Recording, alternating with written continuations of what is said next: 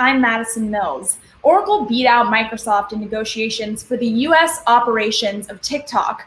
The Chinese-owned app could use this to thwart off threats from President Trump to shut it down. Joining us to break down this news and more is Kurt Wagner from Bloomberg News. Kurt, thank you so much for making the time this morning. Yeah, my pleasure. So first, can you just walk me through what does this mean? How is this going to impact the TikTok saga that we've seen developing over the past few months? Well, we've been talking now for a number of weeks about what's going to happen to TikTok. And as you may remember, there were mainly two bidders for this company, Oracle and Microsoft. And Microsoft was partnering with Walmart, and they were really the first company to come out and say that they were making an effort or a bid for TikTok. So I think a lot of people thought, including myself, that Microsoft was kind of in the driver's seat here. But Oracle was ultimately the proposal that was selected by TikTok. And now they are presenting that to the White House in hopes that the president and his cabinet will basically approve of this sale, because the whole reason we're in this mess is that President Trump said that TikTok had to be sold off from its Chinese parent company for security concerns. So the White House kind of has the final say here. There were two horses. We're now down to one, which is Oracle, and it'll kind of be up to the White House whether or not they think this proposal satisfies those security concerns. And I know some people are confused about whether it's a full sale or a partnership. What's the deal with that? Our understanding is that it is more of a partnership with an equity stake. So it's not that Oracle will necessarily own all of TikTok, but would be their kind of trusted technology partner is some of the wording here that's being used. We don't know exactly what that means. The likelihood is that means that they would host a lot of the user data. They might host a lot of the technology that's used here in the US, but would still be either a minority or perhaps a joint owner with someone else. That's a little bit of a different scenario than what we talked about a few weeks ago, because there was a time when the expectation was that one of these two companies, Oracle or Microsoft, would be buying TikTok in its entirety, because the president had said he does not want ByteDance, which is the current Chinese company that owns TikTok. He didn't want them in the picture at all. And so the assumption was that meant that an American company would have to buy all of this. But that has evolved over time. Now it seems like it's going to be more of a partnership of sorts with an equity stake. And would that partnership kind of qualify to quell the concerns of the Trump administration, or is there concern that the administration might say that's not a good enough deal for us to be okay with this? Yeah, I mean, that's the question that we still don't have answered. Treasury Secretary Steve Mnuchin was on TV this morning. He said that this is going to be reviewed over the week, and then there's going to be a proposal or a recommendation made to the president. But again, he has said pretty publicly throughout most of this process that he really wanted this to be entirely owned by an American company. Now it seems like the proposal that he's going to get is not going to necessarily be that. So the question is going to be, is he okay with this if there are these stipulations that maybe the data is held exclusively here in the US? Would he be willing to make a compromise in that way? But we just don't know, and we won't really know until the review is done and the proposal is ultimately handed off to the president, probably sometime this week. Do we have an understanding of why Trump is so invested in this TikTok situation? A lot of TikTok users, for example, are conjecturing that their attempts to get his rally filled with empty seats might be making him a little bit anxious about the app. What are your thoughts on that? I think that this is probably more of a pawn in a broader U.S.-China trade situation. I imagine that whole rally scenario where supposedly some TikTok users may have impacted the attendance at a Trump rally probably didn't help. But I really think that more than this is about the president, putting a strong face against data security.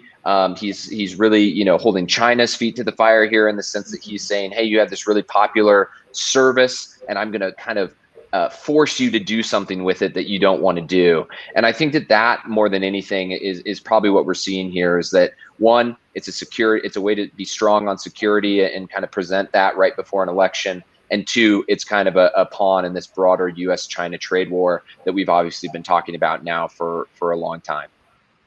And we talked about this a few weeks ago, but how will this impact the app itself for users who just want it to stay the same? I think in the very short term, it will stay the same. Assuming that we get a proposal to the White House in the next week that the president is okay with, I think you're not going to see a ton of change in the app immediately. That being said, there's two scenarios here. One is that maybe the president doesn't actually like this deal, and he has said if he doesn't like a deal by September the 20th, he could ban TikTok. So that could be a huge issue, right? If this deal doesn't really pass his muster, then all of a sudden maybe TikTok could be banned in the US. That's a problem. Even if the deal does go through, you look long term, what is Oracle going to do with TikTok? What involvement is it going to have in the production of the product? In the features that it creates. Oracle is not really known as a consumer product company in the way you would think of like a Google or a Facebook. So I do think there's some long-term impact here, regardless of what happens. But I think in the very short term, assuming the deal is approved sometime this week, I don't think people are going to see a huge difference in how the app operates. Do you think investors were surprised that Oracle kind of swooped in here at what feels like the last minute a little bit? Yeah, I think probably so. We were talking when we talked about a month ago, probably, I think I said that Microsoft seemed to really be the choice here. And I think part of that was that they had come out very publicly early on to say we're interested. They'd kind of been a little bit more transparent than others. But at the same time, I think Oracle, when you look at Larry Ellison, who's the executive chairman of Oracle, he's the co-founder of the company. He hosted a fundraiser for the president in February for his reelection. And so there is a relationship there that I'm not sure if Microsoft really had. And as we know, in business and politics, relationships matter a lot. And so there's a chance that perhaps TikTok felt an Oracle bid was more likely to be up to the president's standards or to get his approval, in part perhaps because he has some allies inside of Oracle that are close to the company. So yes, a bit of a surprise, but at the same time, if you were really looking closely at who the players were, I think that this was always a real possibility as soon as we knew Oracle was involved in this bidding process. Kurt, that's really interesting. Can you tell me a little bit more about that relationship between Larry Ellison and the president and how that might impact not only this deal, but any potential changes to the app? I'm wondering if audience members watching this are thinking that could lead to some censorship on the app or anything like that moving forward. I would actually think it might lead the opposite direction, right? I mean, the president has been saying that there's too much censorship on social media. He's been saying that about Twitter and Facebook, and I imagine that he would not want any type of censorship on TikTok as well. So I'm not so worried about that. But as I mentioned, I just think when you think about how these types of deals get done, relationships are incredibly important. And if you're the president and you're saying, okay, here's a company where I have a supporter, a big supporter, well-known supporter who's kind of promising me that he's going to do these things to protect the data security or to protect the technology, that might go a little bit further than a relationship with a company that you don't have that same kind of level of intimacy. So I'm speculating here, but I think there is probably, it can't be ignored, I should say, that Larry Ellison and Oracle kind of have more ties to the Trump White House than I think Microsoft did. And we have some breaking news that happened right before you got on for this chat with Walmart. Can you talk to me about this e-commerce deal, and is that completely separate, or how could that play into this larger conversation? So Walmart has been trying to be part of this from the beginning. We had originally heard that they were trying to partner with Google for a potential bid. When that fell through, they kind of joined Microsoft. Yesterday, late last night, they came out with a statement that said, hey, we're still talking to ByteDance. We're still interested in partnering with TikTok.